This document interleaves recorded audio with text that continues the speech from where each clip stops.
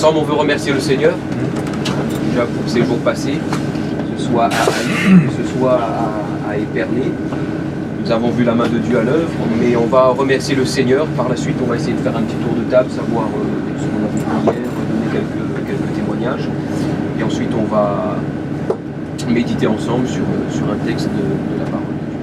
À jamais Dieu est fidèle, à jamais Dieu est bon, à jamais Dieu est avec nous, à jamais, à jamais, à jamais. Dieu est pour nous, qui pourra nous arrêter?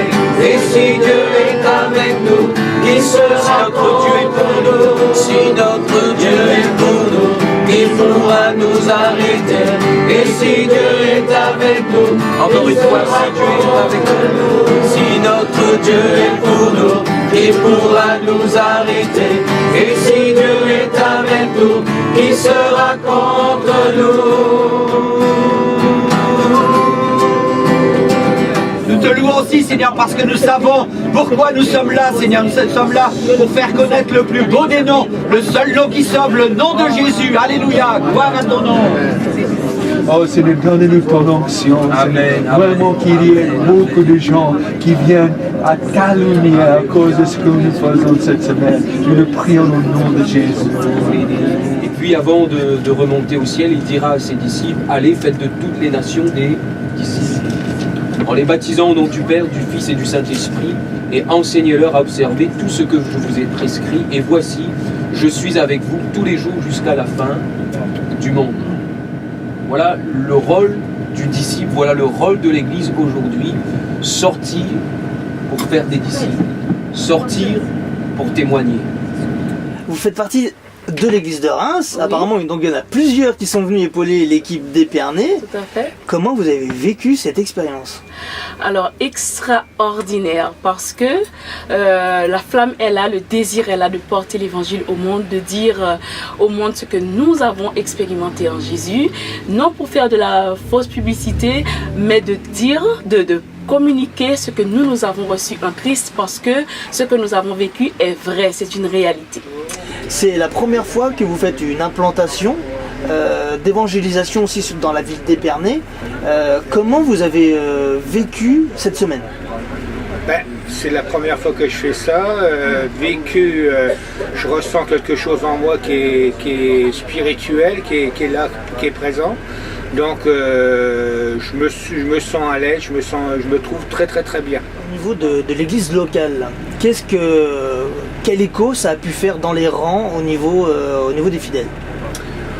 Alors c'est vrai qu'au départ les gens ils étaient un petit peu réticents en voyant le bus, en voyant la présentation du PowerPoint, mais ayant aussi emmené quelques membres de l'église d'Épernay à la journée d'implantation, ainsi que quelques membres de l'église de Reims, donc l'église mère d'Épernay, voilà, ils ont pu voir aussi dans cette journée où tous les implanteurs étaient là, de voir aussi l'impact qu'on pouvait avoir avec le bus sur une ville. Et c'est vrai que bon, ils ont aussi motivé voilà, plusieurs frères et sœurs de l'église, et voilà, ils ont pu voir sur le place et sur le terrain l'impact que le bus peut avoir. Justement, à tous ceux qui nous regardent, et surtout aux chauffeurs, ceux qui ont des permis de conduire, je les encourage vraiment à utiliser ce qu'ils ont reçu, ces talents qu'ils ont reçus, de les mettre à disposition du Seigneur pour pouvoir justement pouvoir aller annoncer la parole, pour être utile dans l'œuvre. On a tous une fonction différente, on est un corps, mais on sort tous ensemble le Seigneur, et c'est vrai que c'est formidable de voir toute cette équipe.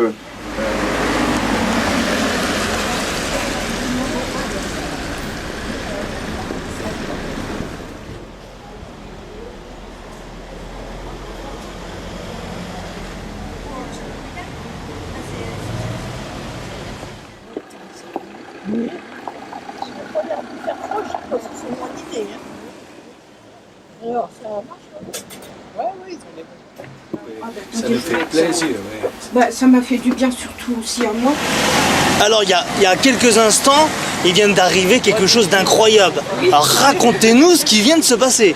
Alors on était à l'angle d'une rue et puis on interpellait les gens, chaque personne qui passait, on leur demandait, alors la phrase était bien formulée, est-ce que vous ne voulez pas la vie éternelle aujourd'hui? Vous voulez accepter Christ maintenant? Il y avait deux femmes, la mère et sa fille, et les deux m'ont dit oui. On a fait la prière de confession, on leur a remis des DVD qu'on avait, on a pris leurs coordonnées, elles ont reçu Christ. Donc là, il y a quelques minutes, deux femmes en public ont été abordées par vous et en discutant, ils ont donné leur cœur à Dieu là instantanément. Qu'est-ce qui vient de se passer là, à la seconde là?